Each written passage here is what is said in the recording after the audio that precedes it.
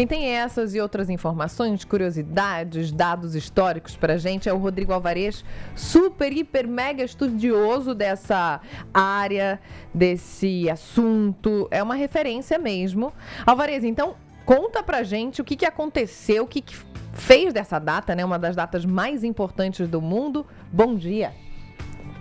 Bom dia, Joana. Bom dia, Tebas. Bom dia para todo mundo que está com a gente aqui na TMC. Olha, Joana, é interessante isso, né? 2000 anos se passaram e muita gente ainda tem dúvida, né? Por que é que Jesus foi condenado, afinal? E por que é que foram precisos 2 tribunais? Eu acho que essa é uma pergunta difícil até de responder às vezes, porque normalmente só existe uma condenação, a pessoa é condenada e cumpre a pena, mas Jesus passou por 2 tribunais.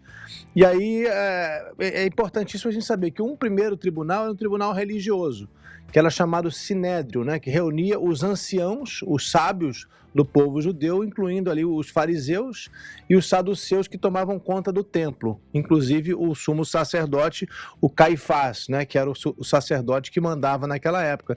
Eles já vinham tentando condenar Jesus há algum tempo. A gente sabe que os fariseus andavam pela Galileia fazendo inquéritos, tentando saber o que Jesus estava dizendo, procurando ali alguma brecha na lei. É interessante entender, Joana, Tebas e ouvinte, que os fariseus eram como se fosse uma polícia. Eles eram ao mesmo tempo juiz e policial, né? Eles tinham o poder de julgar, prender e condenar. E, além de tudo, executar a pena ali mesmo. Podia mandar matar no meio da rua, por exemplo, por apedrejamento, que era um crime, né, que era a pena de morte muito comum naquela época. Então não conseguiram condenar Jesus ao longo do caminho, ele chegou a Jerusalém e quando finalmente encontraram testemunhos suficientes para afirmar que ele tinha cometido um crime religioso, levaram para aquele tribunal. Então Jesus foi condenado por blasfêmia. Só que você está no meio da Páscoa, não dá para ter um apedrejamento no meio da rua por blasfêmia no meio da Páscoa. Esse é um problema. Então é preciso, se você quer, os fariseus, né, e os saduceus querendo a condenação definitiva de Jesus, entregam ele para Roma, porque Roma sim pode executar Jesus no meio de um feriado que é o mais importante do ano, inclusive uma festa religiosa, uma das 3 mais importantes do ano. Então Jesus vai para um segundo tribunal. No primeiro ele foi condenado por blasfêmia, né? Que em outras palavras, é usar o nome de Deus de maneira inadequada, de falar errado, coisas erradas em nome de Deus. Então, acusado por blasfêmia. Não executam, eles entregam para o tribunal romano. E o tribunal romano aí consegue, né, com aquele inquérito que é feito por Pilatos, que é uma espécie de governador ou prefeito, esse nome varia dependendo da tradução, mas é quem manda também na justiça naquela época, porque ele tinha esse poder executivo e judiciário também. Então Pilatos condena Jesus por sedição, que é o crime de revolta contra o Império Romano. E aí, se a gente quiser entender finalmente por que Jesus foi morto e crucificado, Jesus foi morto e crucificado por revolta contra o Império Romano, que está escrito lá na cruz, em 3 línguas, é Jesus Nazareno, Rei dos Judeus. O que quer dizer isso? Isso é curioso também. Não é apenas o nome, né, do condenado que está escrito ali, não é nada disso.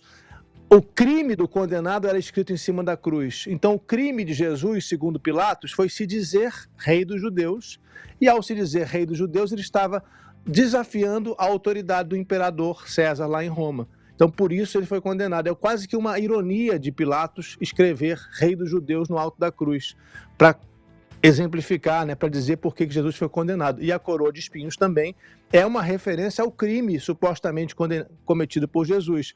Você não é o rei dos judeus? Então está aqui a coroa de espinhos para você se sentir um rei, para você ser como um rei. Então há uma grande ironia por parte de Pilatos. Dizem que ele lavou as mãos. A meu ver, ele jamais lavou as mãos no sentido real, porque ele condenou e tripudiou de Jesus, ele liderou a execução de Jesus. Então foi isso, 2 tribunais. Primeiro por blasfêmia no religioso, depois por sedição, revolta contra Roma, num tribunal civil. É curioso, né?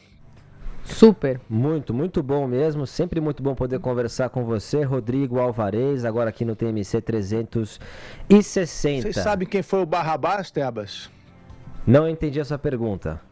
Vocês já ouviram falar do Barrabás, um personagem importante? Sim, já ouvi. No tribunal religioso... No tribunal religioso, tem um momento em que pedem para a multidão escolher se quer que crucifique Jesus ou Barrabás. E aí a multidão, o grupo que estava ali na frente, né, no julgamento. E aí a multidão escolhe o tal do Barrabás. Mas tem uma simbologia histórica interessante aí, que a gente não sabe se esse Barrabás existiu de fato, porque Barrabás, em aramaico, quer dizer filho do pai. E era mais ou menos o mesmo que dizer filho de Deus.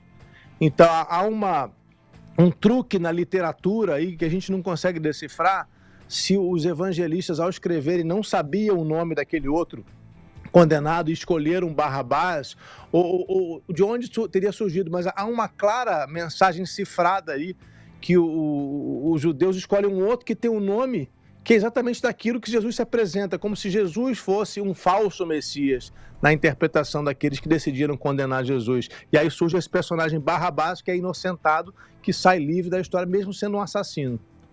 Muito bom, então, Rodrigo Alvarez aqui, muito obrigado, Alvarez, por todos os seus conhecimentos, também nos ensinando bastante aqui na TMC. Valeu e boa Páscoa para você. Valeu, boa Páscoa para você, Joana, e para o nosso ouvinte.